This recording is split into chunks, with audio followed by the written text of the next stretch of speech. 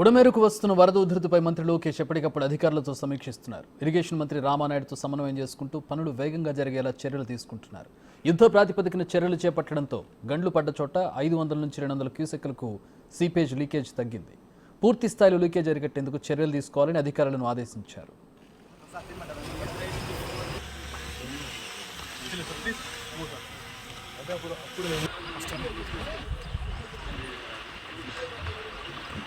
Leakage అరికట్టేందుకు Jio membrane షీట్ను అధికారులు వినియోగిస్తున్నారు. సాయంత్రానికి పూర్తి స్థాయిలో చర్యలు కంప్లీట్ చేయనున్నారు. దీంతో లీకేజ్ అరికట్టొచ్చని ఆశాభావం వ్యక్తం చేస్తున్నారు. వస్తున్న వరదను అంచనా వేస్తూ గండ్లు పూడ్చిన చోట కట్ట ఎత్తు పెంచేలా పనులు వేగవంతం చేశారు.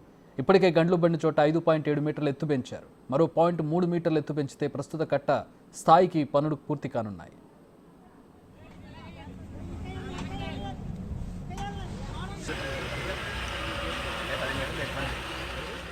మంత్రి లోకేష్ ఎప్పటికప్పుడు బుడమేరు దగ్గర జరుగుతున్న పనులను డ్రోన్ ద్వారా పర్యవేక్షిస్తున్నారు. అధికారులతో సంప్రదింపులు జరుపుతున్నారు. మరోపక్క వరద బాధితులకు అందుతున్న సహాయం, నష్టపరిహారం అంచనాపై లోకేష్ ప్రత్యేక దృష్టి పెట్టారు. నష్టం అంచనా పర్యవేక్షణకు మొత్తం 36 మంది ప్రజాప్రతినిధులను నియమించారు.